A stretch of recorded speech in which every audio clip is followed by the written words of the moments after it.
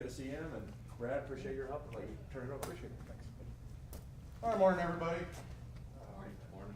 No, I'm not the English country singer. My name is actually Bright. I didn't have my name tag on. That's what threw him off, even though we've done this a couple years. This is the third time we've done this. And what's really nice is actually a lot of new faces, which really throws me off because I totally redid my presentation this year because people said, oh, it's the same stuff. So now we get something completely different. It's going to be a lot of information, and it's going to be a lot of good information. You're going to hear from the regulators. You're going to hear from OSHA on the safety side, TCEQ on the environmental side, some of the protection that you can get from TCEQ. Then, as they have left the room, which is always a good thing, you never want the regulators to stay behind. So you don't have to do the, well, my friend, is dumping stuff in the creek behind the back. What do we do? You don't want them here for those kinds of stories. So you can open up, you can ask a lot of good questions. But we're going to get into how to deal with when OSHA walks in the door. We'll look at some environmental things, how to protect yourself environmentally, all the little things that can trip us up, both on the safety side and environmental side. We'll look at it from the legal aspect of it, what liabilities you guys all face when it comes to these kinds of events. So, you will see me later at lunch. That's when I get to have my entertainment. At least I try and entertain as best I can. But I'm going to turn it over to OSHA, Joanne, and I'm not going to try to abuse the last name. She's been doing this for 2 years with us. She's on the nicer side of OSHA, so she's not out to get anybody, right, versus the other majority in her office. I will turn it over to Joanne. Thank you. Okay, so I put handouts. I put enough on every table. So if you're at a table and you don't have a handout, there are handouts on your table. You need to just shift them around amongst yourselves. Okay, like in kindergarten, you put it at the end of the row and everybody's supposed to pass. So I'm giving you copies of all of these handouts. I like to describe a lot of the OSHA information that I give out as informationally dense. I hate to admit that, but sometimes we can get a little far into some of these regulations, and I feel that for most people, if they have the handout, they can either write a note to themselves or keep up with it, and then you're not struggling as I'm flipping through slides trying to write things down or anything like that. You'll have the document. Also, on the last slide of both of my presentations is my contact information. If for some reason you would like a copy of this PowerPoint presentation, either of them, just send me an email and I'll send it back to you. So everything that I create as a federal employee is in the public domain and is available to anybody that wants it. So you can feel free to use it, use it and for your own training purposes, whatever you want to do. So the first presentation deals with some regulatory changes, and we're going to start talking about silica in general industry. We're going to talk a little bit, probably more than you want to know, about subpart D, which is the working surfaces rewrite rule, which if you're in manufacturing or anything in a fixed site industry, that will affect you. And then we're going to talk a little bit about record keeping changes, and we're going to talk a little bit about the beryllium changes, which does anybody in this room use beryllium? Probably not. It only affects 62,000 workers in the U.S., so we're not going to spend a lot of time on it, but I wanted you to know if you think you have any, or to go check that you have some, and if you do, realize that there's a reg that has changed that applies to it. So you want to be on the lookout for it, just in case you might have it. So we're going to start with silica. What is silica? Silica is present in everything that has sand in it. So if you have a process where you're using something that has sand, or maybe glass, part of a big component of glass is silica, and you may have to look for, do we have worker exposure? So this regulation applies to all worker exposure to silica, and we changed our regulation in 2016, And for manufacturing and everything at fixed sites, we basically cut it in half. The old rule was the equivalent of 100 micrograms per cubic meter of air for 8 hours a day, and we cut that in half to 50. And the reason we did that was because we found there were a number of studies, a number of very large studies with 40,000 workers that showed that at 100 micrograms per cubic meter of air, there was a significant number of those folks that were being exposed to that were getting respiratory cancer, lung cancer, essentially. So we knew that 100 was too high, but and OSHA decided, well, we're going to pick 50. Is 50 too high? I don't know.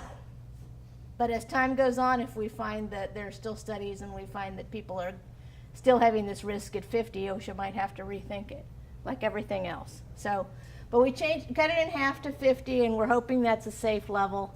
We also added an action limit of 25. And an action limit, when OSHA puts that in our regulations, that is a limit at which the employer has to take some kind of action as specified by the regulation.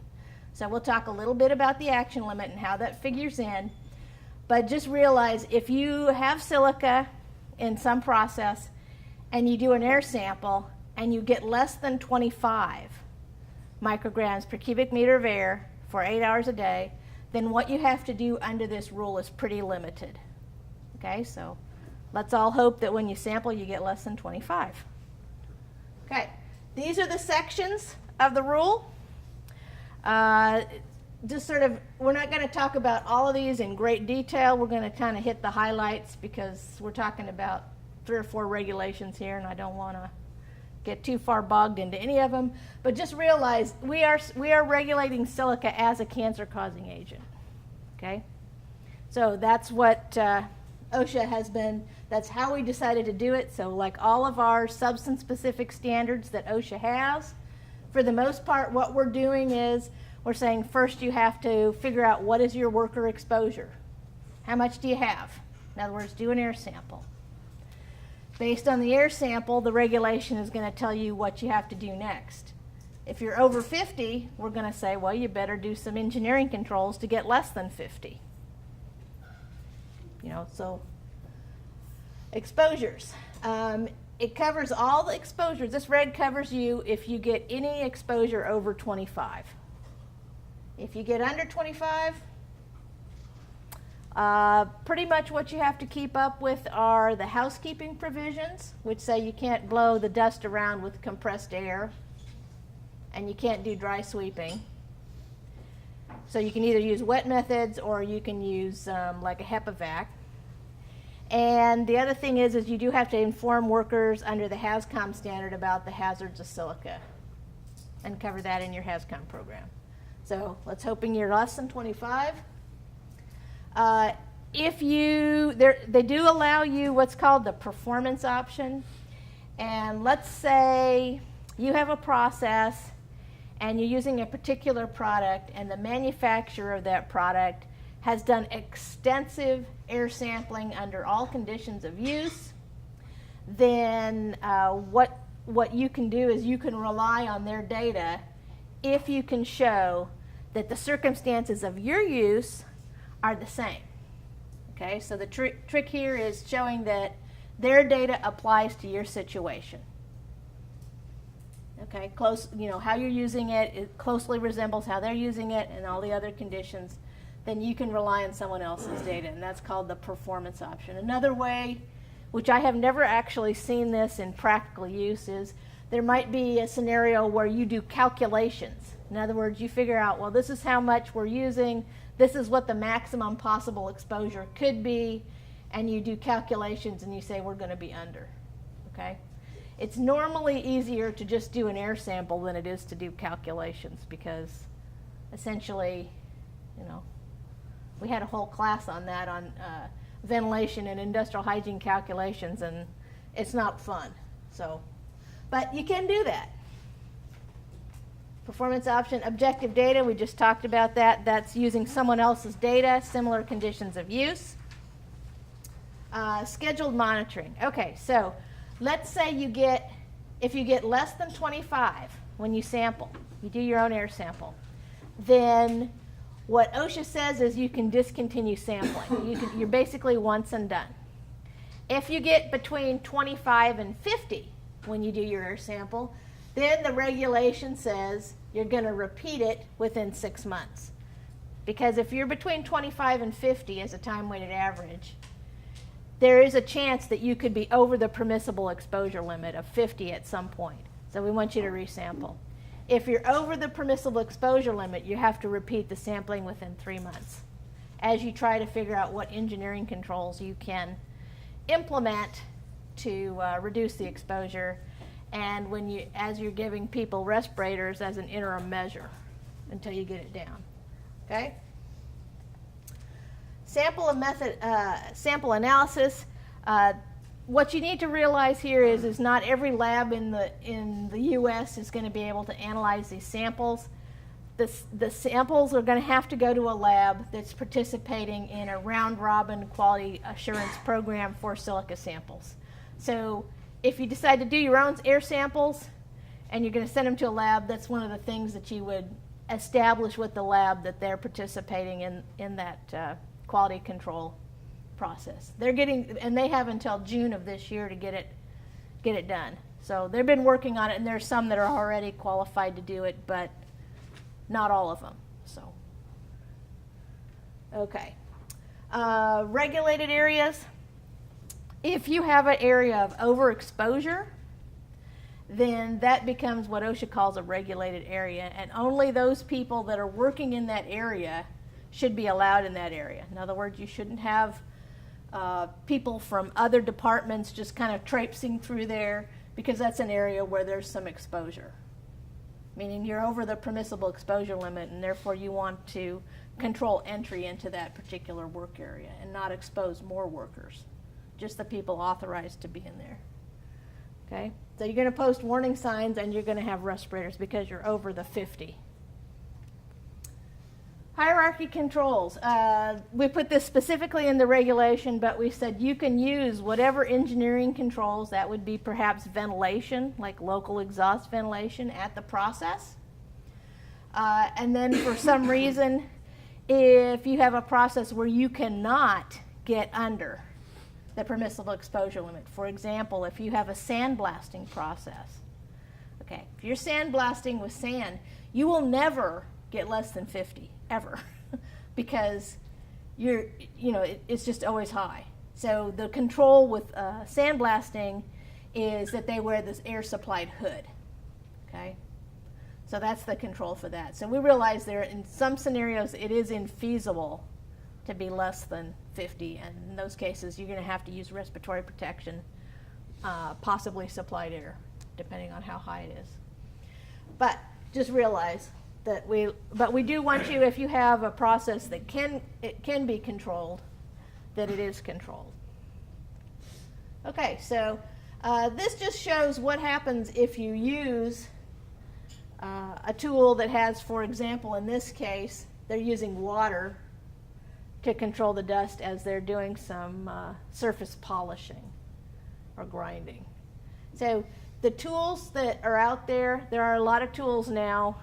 I've been actually talking to some of the tool manufacturer reps, and a lot of them, if you're doing a process, for example, their polishing stone could be granite. Granite frequently has silica in it, usually has silica. And so if you use either a ventilation control or water as part of the process, you are going to be less than the permissible exposure limit. And is anybody here in construction by any chance? Nobody. Okay. I'm just going to tell you, I'm going to mention this. In construction, we give the construction people a table of 18 tasks, and we say, if you follow these control measures, and they're specified either HEPA vacuum or wet methods, and you follow it exactly, then we deem them in compliance. So for construction, they gave them some additional options that in general industry we didn't offer up to y'all, because we figure in your fixed site you guys can control the hazards more easily. but just you can see there's a lot less dust.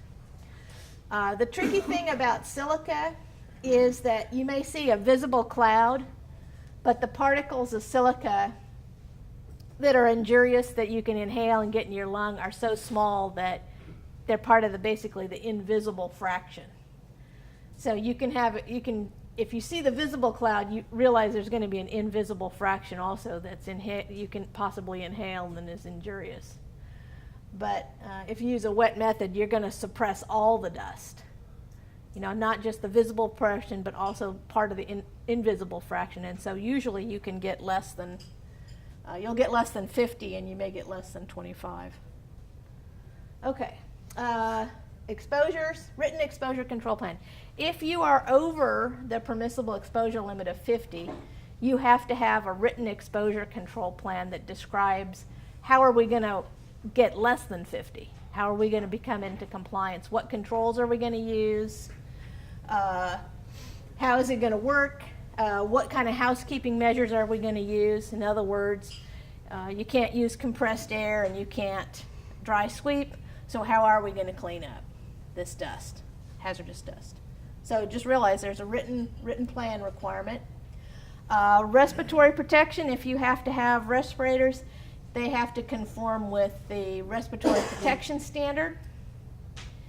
And if people wear respirators, then there is a respiratory protection exam as part of that, the minimum requirement of which is that they fill out a questionnaire that's in the regulation, and that's reviewed by a physician or other licensed healthcare professional.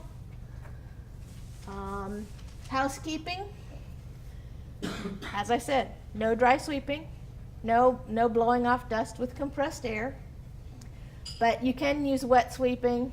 One of the methods that's been shown to be very, very effective in construction is they use those wax-based sweeping compounds, clean sweep, green sweep, whatever it is. They contain wax. And you sprinkle that around, and then you sweep, and that's considered a wet method. So if you want to use that method, that works. In fact, one of the contractors that I deal with in one of my partnerships, what they did is they said they take 5 gallons of green sweep, which is a wax-based sweeping compound. They add 1 gallon of water to it, and they sprinkle that all over before they sweep. And they said they've done air sampling, and it's very effective. They're going to get less. You're typically going to go from over the permissible exposure limit to less than 25. When OSHA did air samples, some data was submitted on this as part of the rulemaking, and folks that did dry sweeping got 75 or 80 micrograms per cubic meter when they were doing that activity. And with the use of these sweeping compounds, they got less than 25. So those things do work. Or you can use a HEPA vacuum, your choice. Medical surveillance. Medical surveillance applies if you have people that are above the action limit for 30 or more days a year. So, in other words, you have somebody in a task. They do that task every day. You did an air sample, and let's say you get 35 micrograms per cubic meter of air is their exposure, is what you've measured their exposure to be. And if they do that activity at least 30 days a year as part of their job, then they have to have a physical for silica. Okay? And then every 3 years. And it's a special physical. Most of the occupational health centers locally are offering these now. Let's see if hopefully I put the slide in there, the tricky bit. Okay. Well, let me talk about it. Maybe I didn't put that slide. But what you need to do is let's say you have workers and you need to send them for a physical exam, there's 2 tricky things you have to make sure that the provider is willing to do or has access to. Number one, part of the silica exam is they do a pulmonary function test on workers. And OSHA has specified that the technician that administers that test has to have completed one of the NIOSH certification courses for spirometry. So that's one thing you want to make sure that if you have workers and you're going to send them, that they comply with that. And the other tricky thing is the chest x-ray has to be read by a NIOSH B reader radiologist. So that's those are the two questions you should make sure that they can say yes to if you have to send people. Medical opinion. In general, what you're going to get back from the provider is a letter that says, hey, we saw this person, and this person can or can't wear the respirator specified and do this job. It's not going to have medical information in it for the most part, unless for some reason maybe they send you a letter that says, this person cannot wear this respirator and do this job. Then as employers, you're probably going to stand around and go, well, what job can we reassign this guy to if he can't do that job? Because maybe he has something going on. At that point, the worker can voluntarily give you additional information if they sign a release with the medical provider. Okay, so you are required to cover in your HAZCOM program silica and the danger of silica. In other words, silica causes respiratory cancer. And that's why we are doing all of these things to control the exposure to silica. Record keeping. Essentially, if you have obtained any of these records, air sampling records, or developed them, or you have actual medical records on workers, then you need to maintain that for duration of employment plus 30 years. So essentially, you never get rid of those records. I just realized that you never get rid of them. Compliance dates. Employers have until June 23rd, 2018. And except for the action level for medical surveillance. In other words, you have a couple years to get the medicals provided to workers. Two more years essentially to do that part. And folks that are doing hydraulic fracturing and oil and gas extraction, they have some extra time, largely because there aren't a lot of controls that have been studied enough to know what's going to control the dust. Okay, so are there any questions on silica at this point? And if not, we'll talk about walking working surfaces. This one probably does relate to probably everybody here, because everybody has a physical location. They're going to have stairs. They're probably going to have ladders. All those things. Okay, so this was a rewrite of an existing rule. The existing rule dated back to 1972. It discussed in the old rule some obsolete stuff like body belts, and didn't really take into consideration current consensus standards and a lot of other things. So we did a major rewrite. And some of this is new. The old rule, we didn't talk about rope descent systems, dock boards, step bolts, and manhole steps per se, specifically. So I'm going to go through some of the major tenets.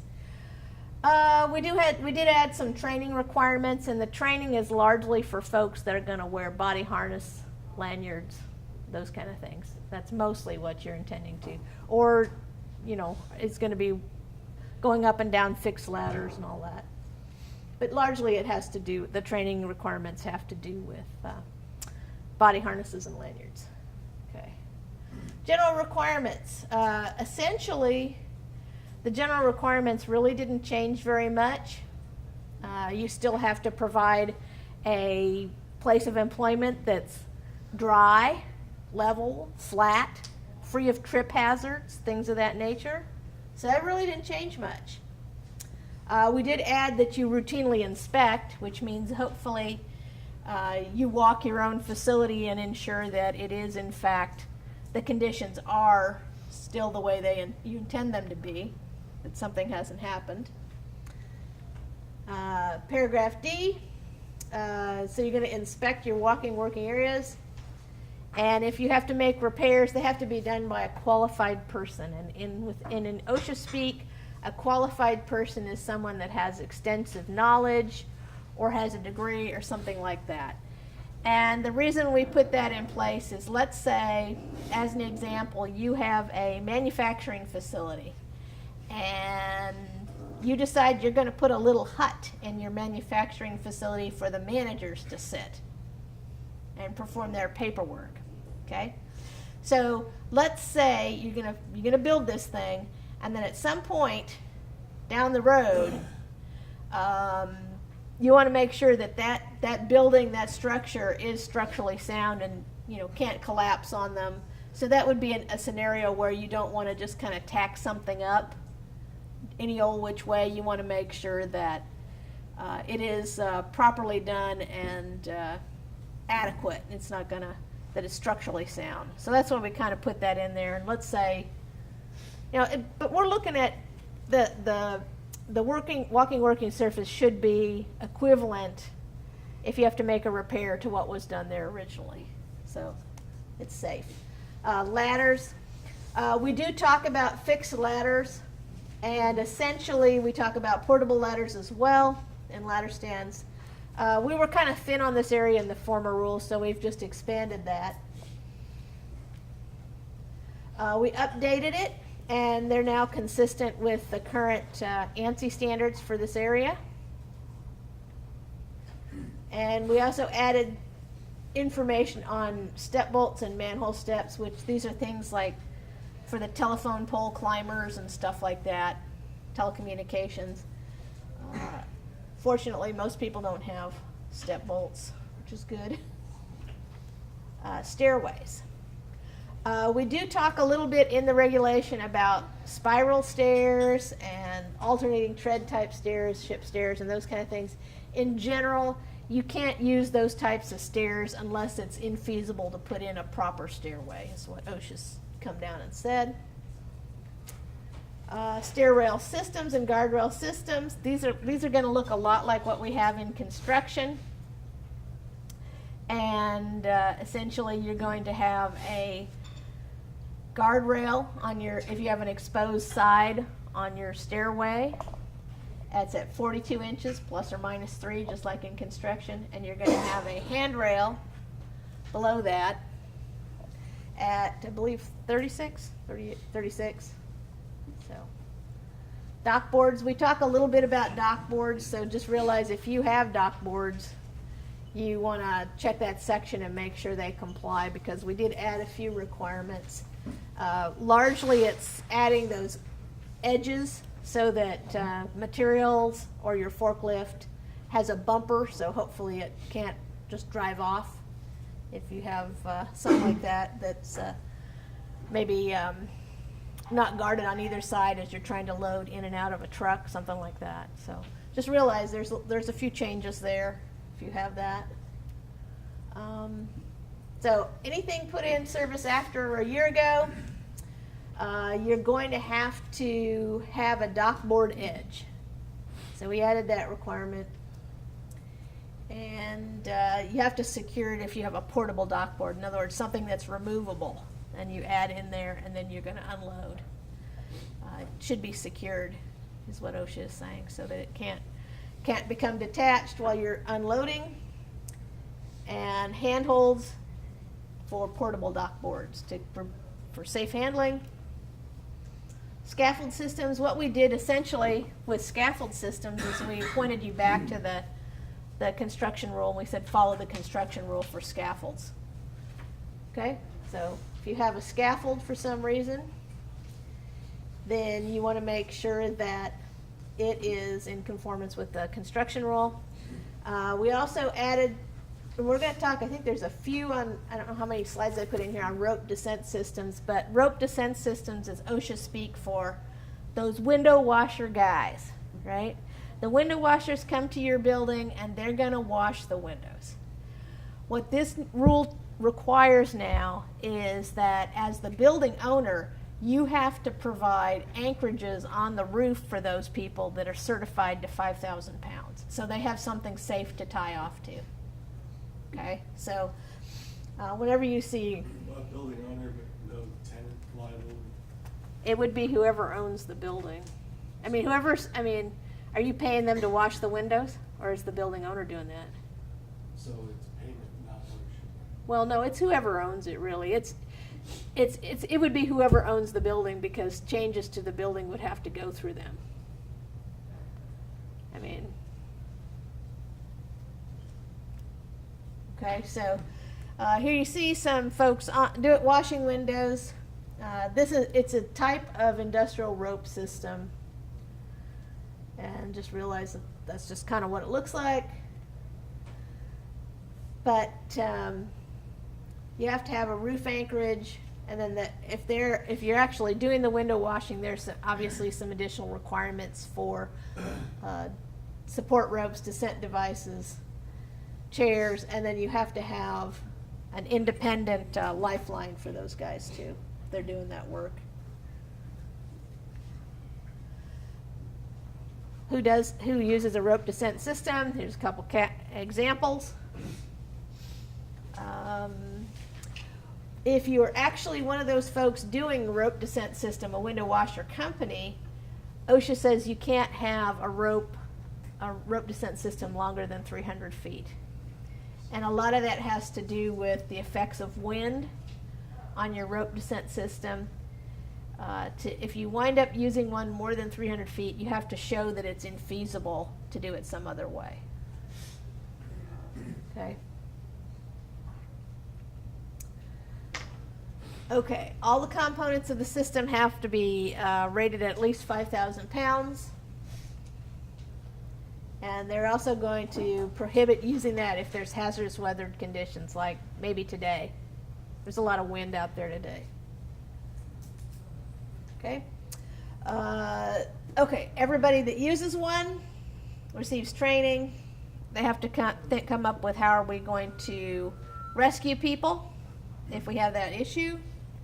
Not allow work on hazardous conditions, and obviously follow all the manufacturer's requirements for the equipment. Okay, fall protection and falling object protection. Okay, so let's say you have a scenario where employees are working on your roof.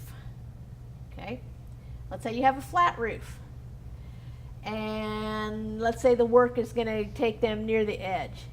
OSHA requires if there's a fall distance of 4 feet or more, then you have to protect people against the fall. So in that scenario, one method might be that you put them in body harnesses and you attach them to one of your attachment points and use maybe a yo-yo so they can't get close to the edge and fall off. Okay, so that would be one way to do it. But essentially, you have to guard against falls of 4 feet or more. And OSHA has 3 methods that we typically reference for how you can do that: guardrails, safety nets, and personal fall arrest system, which is your body harness lanyard. Exceptions, these are when you don't have to guard against the 4-foot fall. Okay, doesn't apply if you're working on a portable ladder.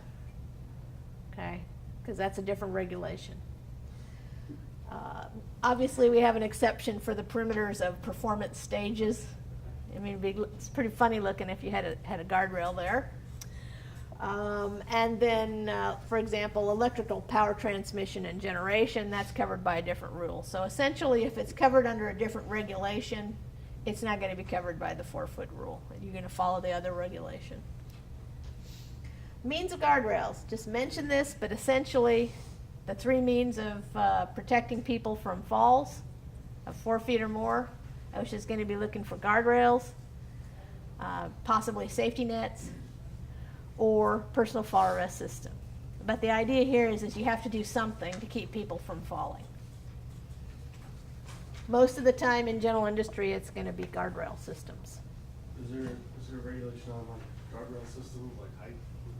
Yep. And it's going to be the same as they call them stair rail systems. Okay, in the general industry rule, but it's the same as the construction rule. 42 inches plus or minus 3, and I believe the handrail's 36, roughly. Okay, so these are some of the areas that you have the duty to protect falls from. Okay. Ladder safety systems. That's not a good fixed ladder at all. But essentially, this is for y'all, another change that you need to be aware of is if you have fixed ladders that are more than 24 feet in length, then you have to install, as an add-on, an integrated safety system, essentially.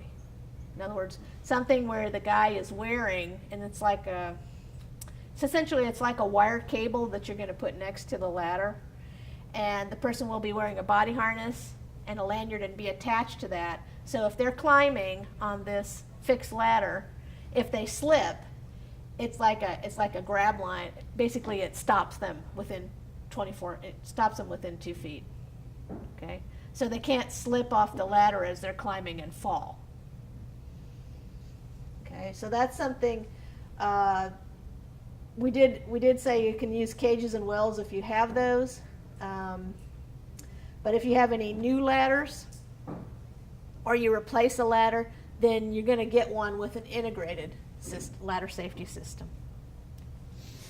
Okay, if it's not covered by regulatory language, the employer still has, in other words, it's not any of those exceptions like aerial lifts, scaffolds, any of those other exceptions, then essentially we're going to be looking that you do something to prevent a fall of 4 feet or more. Fall protection criteria.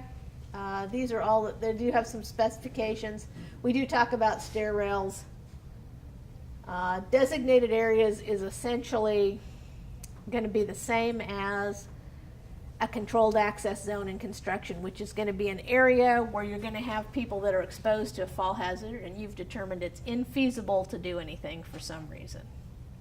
And so you're going to do something else, which is maybe have a monitor system where you're going to have controlled only certain people in there, that kind of thing. But that requires a written program, essentially. Here we go. Guardrail systems. The top rail is 42 inches plus or minus 3, which is the same as the construction rule. And you're going to have a mid-rail. You should be able to support 200 pounds of force in any direction. Okay, so it has to be substantial enough to support that amount of force. And you can use parapets if you're on a roof, but they still have to be high enough. Otherwise, you have to come up with something else. Okay. Safety nets. We tell you if you're going to use a safety net, go back to the 1926 reg, which is the construction reg. I very rarely ever see anybody use a safety net for fall protection. Very rarely. Designated areas, this is what you're going to do if for some reason it's infeasible to do one of the other fall protection methods. Then essentially you're going to have to justify why you're doing what you're doing. And those are the requirements that you have to follow if you, for some reason you can't do fall protection, conventional fall protection, either guardrails, nets, personal fall arrest system. And if OSHA disagrees with you for some reason, we may say that it is feasible, it's just more work. That's not going to be probably accepted as a reason. Okay. But it could be a warning line system and a safety monitor and stuff like that. Okay. Covers. If you have a cover, let's say you have an open chute and you have a cover on your chute most of the time, except occasionally when you use the chute to move materials, then there are requirements for the strength of the cover on that, so that if it wasn't strong enough and somebody walked on it, they couldn't fall through it. That's the idea. So, and then there's requirements for if you're going to put a guardrail around an open hole also. So realize that. Wells and platforms used with fixed ladders. They're essentially some requirements for those. If you're at this point, you don't have to have the integrated safety system. You can get away with a cage and a well if that's what you have existing now. Eventually, when you upgrade that fixed ladder, then it will have to have the integrated ladder safety system instead of the cage or the well. as time goes on. But there's some requirements for what meets for cage and well also. OSHA finds in general cages and wells, they just kind of slow people down during their fall. They don't actually stop them. So that's why we're not terribly keen on cages and wells, but we didn't say you had to totally go to ladder safety system. Just realize that the integrated ladder safety system is the best way to go. Outdoor advertising. We had some, prior to this rule, how we enforced outdoor advertising it was fairly a complex OSHA, letters of interpretation and things like that. So we actually wrote in there what are the best practices or the minimum safety practices for outdoor advertisers. Okay, so just realize that there's a section for them. Ladder safety systems. Essentially, there's some requirements for those systems themselves, and you want them to essentially be able to withstand a drop test of 18 inches with a 500-pound weight. So there's a strength requirement for those. I would think if you buy one as an add-on to any of your fixed ladders, it's going to comply, but you just want to make sure that there are minimum requirements for strength for those. Okay. Fall protection systems and falling objects. We did talk about falling object protection. For example, if you have mezzanines or you have catwalks where there's people up there that go periodically, they take a tool and they check something, that there is some requirements for falling object protection. You wouldn't want somebody to drop their screwdriver and hit another manufacturing facility worker wandering around on the ground. So realize that you might have to have panning or screening, panels or screening or something to prevent dropped objects from hitting people below. Okay. Grab bars, we talk a little bit about grab bars. And specifications, they can't be less than 12 inches long. Okay. Mounted with at least 3 inches clearance, so you have space to put your hand in there and grab it. Not too little, not too much maybe. And then there's a minimum strength requirement of at least 200 pounds. So just realize we did this as a major rewrite, and it talks about a lot of stuff. So, and I'm just giving you the highlights. Training. The training aspects deal mostly with workers that are going to be wearing a personal fall arrest system. Okay, so if you have people that wear a body harness and a lanyard, then those are the folks we intend that this training is mostly directed at.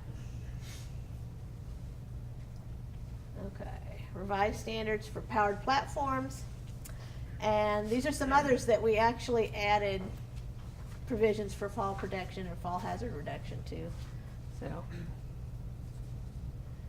man lifts. And has anybody here seen a man lift? You work in a grain mill? Wow, okay. Cool. Long story, but I went to a grain mill out in Lampasas, and I had never seen a man lift. I was, oh, no way was I going to get on that thing. I wasn't going to get on it, but I didn't know what it was for a while, and came back to the office and looked it up and went, it's a man lift. That's what we call a man lift. People call our office and they want to ask questions, and they call an aerial lift a man lift. And an aerial lift is not a man lift. A man lift, it's like a vertical conveyor that gets you from floor to floor, and it has these handholds on it.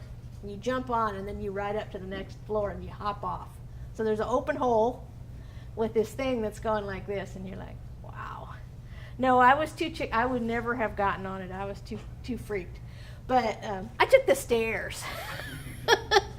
But we did add some requirements for man lifts. So if you were in a grain handling operation, be sure to read that. Hazards. Okay. Just gonna go other regards. Just realize this was a major rewrite. So you may want to look for additional information in some of these areas to make sure that you know, what portions apply to you and your particular operations. Realize that we did add this 1910-140 and we adjusted it to conform with what is essentially the same rule as in the construction rule. Okay, so we did add that section or change it to talk about, you know, body harnesses as opposed to body belts. Effective dates, it's pretty much in effect for most things except fixed ladder fall protection. In other words, your ladder safety system that you're putting on as an add-on to any ladders, fixed ladders you have that are more than 24 feet. We still have some time for that. They did extend the date for building anchorages and having a qualified person come and certify those to 5,000 pounds because apparently there's a shortage of people that can do that. That would be who you would have certifying your anchorage would be someone that's probably a structural engineer, professional engineer in that area. And they would be the ones that could tell you, hey, I've got this anchorage on my roof. Can you certify that it will in fact hold 5,000 pounds for when our window washers come around? And part of that is once those guys do come around, you give them a copy or you show them a copy that those anchorages are in fact certified to 5,000 pounds. So, but we did extend that date. Installation of ladder safety systems or personal fall arrest system on fixed ladders, November 2036. Okay, so what we did there was we gave people 20 years. And the reason we gave them 20 years is, let's say you have a fixed ladder, and right now you have until about the end of this year, November 2018, to put the add-on, okay, for a ladder safety system. And if you replace that ladder, what we're telling you is you have to have the integrated ladder safety system as part of that ladder, not as the add-on. So we gave people 20 years because we figured the economic life of a fixed ladder is probably 20 years. So we said as time goes on and you wind up replacing your fixed ladders, then get one that has the integrated ladder safety system as part of that fixed ladder. Okay, so that's why. 24-foot ladder. 24 feet or more. Yeah. So if you just have something short and then you have the landing and then it goes higher, you're okay right now. Though I would recommend, okay, best practice is to have the integrated ladder safety system, because even if your guy is climbing 24 feet, if he falls, you know, you guys get to pay the workers' comp on that, right? For that injury. So it's best practice to go ahead and do them even if you're less than 24 feet. Because we have a lot of people that fall not very far and it kills them. Beryllium. Okay, what is beryllium? It is a light insulative metal, and it does not. This regulation doesn't affect a whole lot of workers nationwide. Only 62,000. It's present in some different products. I've shown some of the products that it's present in. It's present in emeralds. It's what makes them green. It's present in class rings. Many years ago, I went to a class ring manufacturer here in town, and they put beryllium as part of their alloy for class rings for hardness. And what they had was a little room, maybe about the quarter the size of this room. They had people, after they did the lost cast process, they had these rings, and they were taking tiny tools and they were cleaning in all of those little crevices and getting them all nice and cleaned up under magnifiers, and then they would take them to a buffing wheel and they would buff them. And there were like 4 workers in this room, and just that activity was enough that they were over the permissible exposure limit for beryllium under the old rule. Okay, so it takes a very tiny amount of beryllium dust or fume or whatever to be over the OSHA permissible exposure limit. So that's why, primarily from where y'all sit, you just want to make sure you don't have any, because if you do have any, you could easily have an overexposure. Other things they're used in is they use them apparently in certain types of golf clubs or in non-sparking tools. Those are some welding parts, but non-sparking tools, if you have a spray booth and you have to clean the spray booth, OSHA says you have to use non-sparking tools. And beryllium copper tools are some tools that they make for that purpose. Where are they most typically found? Aircraft parts, satellites. Those are the kind of things that they use this in. You may, if you have like a sandblasting operation, you may have beryllium as a contaminant in your blasting agent. So that's one place you might want to look if you don't think that you might have it.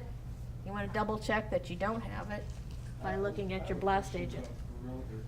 Do suppliers of like raw material for manufacture, do they have a duty to inform me? Yeah, it should be on your safety data sheet if it's in there.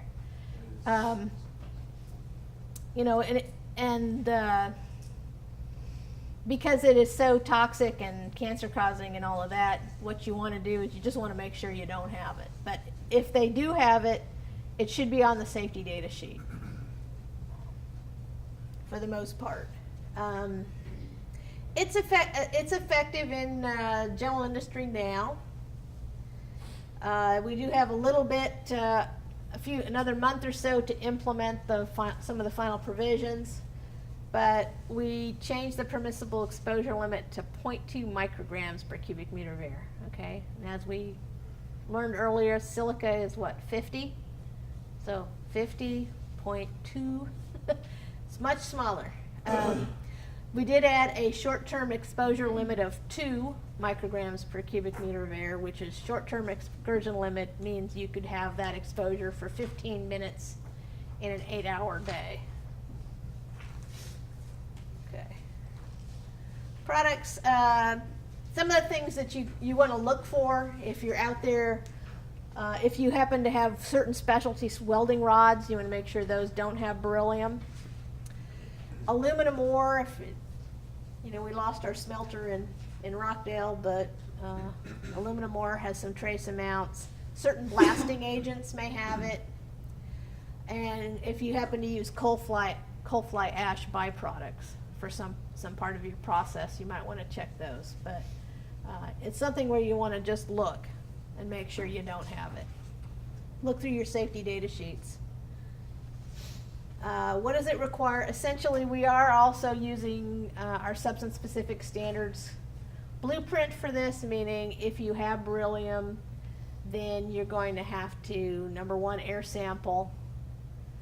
If you're over, you're going to have to figure out how do we get less than the permissible exposure limit. Okay? So it's just like the silica rule and how we're handling it. First, assess exposure. Then from there, you need to figure out how to get within, and if you have to, establish regulated areas and a lot of other stuff. Okay? This is already previously regulated, and you just updated the What we did was we had a regulation before, but it was just a straight permissible exposure limit. It said you can expose people to, just like we have about 450 chemicals in our OSHA regulation 1910-1000 says you can expose people to this much, but not more than this much. So both silica and beryllium were in those tables. Now we've decided we're going to take them out of those tables and we're going to regulate them as cancer-causing agents, meaning there's more requirements. Okay? And these are what we changed the permissible exposure limit and lowered it, and then we added all these extra provisions saying you can't just, because it causes cancer, you can't just say this exposure is what you're allowed and there's no other requirements. So we just added more things. So probably this doesn't apply to anybody in this room, but if it does, you need to be aware. Okay, so now we're going to talk about record keeping. How are we doing on time? When do we want to take a break, people? Why don't you go ahead and finish this piece? Finish this one and then we'll take a break. I know, this is the long, okay, so what I have to say is this is the long presentation and the other one is the shorter presentation. So there's some good stuff. So record keeping. The electronic record keeping, and what I do is I have some of these, and I don't know if I have 30 of these or not, but I have some of these. And this is just the page on the OSHA website or you can just hand those out. That's just a printout of the page, this page here on the index page for the record keeping rule. If you have more than 20 workers at a location, OSHA put into place last year a requirement that you go online once a year and submit your OSHA 300A data. That's the summary form. We don't want your 300, which says, you know, Johnny tripped over a rock. What we want is, we want the totals from the bottom of your OSHA 300, the number of man hours worked, and your NAICS code, and of course your company identifiers, your name, address. Okay? That's all we want. And folks have, last year was the first year, so people submitted the 2016 data between July 1st and December 31st, and they activated it probably January 1st to submit the data for 2017. So if you screwed up and you didn't do 2016, OSHA says you'll have multiple opportunities to provide it anyway. So right now we're only accepting the 2017 data. So feel free, if you fit in that category of having at least 20 people and you're in a North American Industrial Classification Code that is required to keep the OSHA 300, that you go do that between now and July 1st. Just basically, if you're in manufacturing. It covers manufacturing, construction, warehousing, utilities, agriculture. I'm trying to remember all the categories.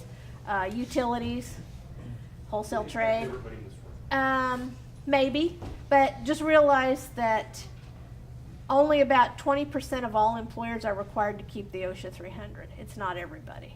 So there are, if you're in a service industry or a retail industry, there is a list of the codes that are required to keep, and it's not everybody. You should check that list.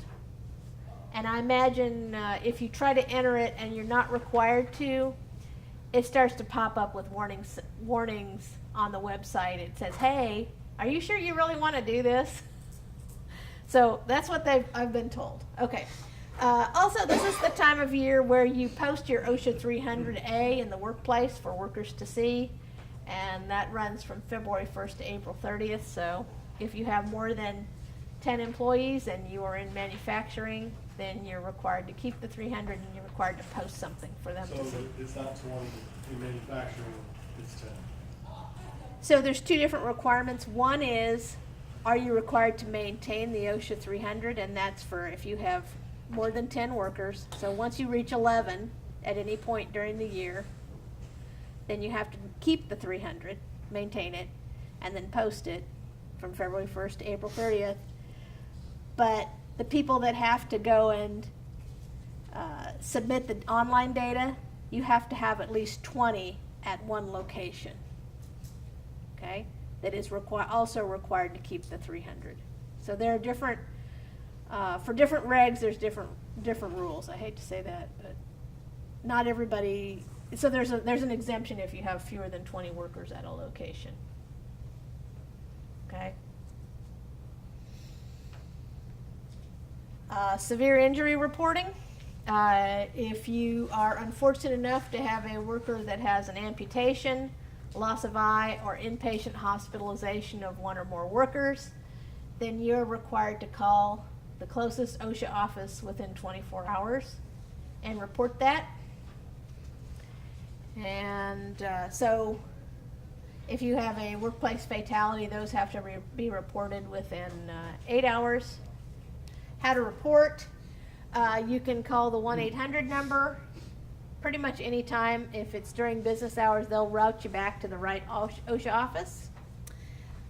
You can, if you don't happen to have the office number that's closest, you can also do it online. Either way is acceptable. Essentially, if you call the OSHA office and report it, we'll probably be on the phone with you for about 30 minutes because we ask you a lot of questions. Okay? And it's just because our database, they've told us that they want all this information for our database. So it's not a quick report. let's do, what are we doing with this information? About 40% of the time, we'll go ahead and make a physical inspection. And the other 60% of the time with these reports, what we're doing is we are doing an enhanced, what we call phone fax system, where what we do is we ask you, okay, so go ahead and do a accident investigation, send us a copy, and then we review it. And why we're doing that is we want to make sure that you don't have another one. So we want to make sure you get to the root causes of the incident so that you do not have another amputation or whatever it is. So that's what we're doing with those. Quick takes, if you want to keep up with what OSHA is doing, all you have to do is go to OSHA.gov, and typically the first thing that pops up is, wouldn't you love to get quick takes? Quick takes comes out twice a month, and if there are changes to OSHA regulations, they are in that. So if you want to keep up, that's one way to keep up. My contact information, if you have questions about safety and health, any of the regulations, you can contact me, either email me or phone me, and I will find the answer for you, okay? I work in an enforcement office, but I am a non-enforcement person. So I don't essentially like turn you into the other side. I just try and help you. I realize that you may not be in compliance, but you're just asking a question trying to get in compliance. So I don't really turn people in or anything like that. So we're going to take a short break, and then we'll come back and we'll do the shorter 10 minutes is what? Okay, 10-minute break, and then we're going to do the second presentation. So about 20 after, according to my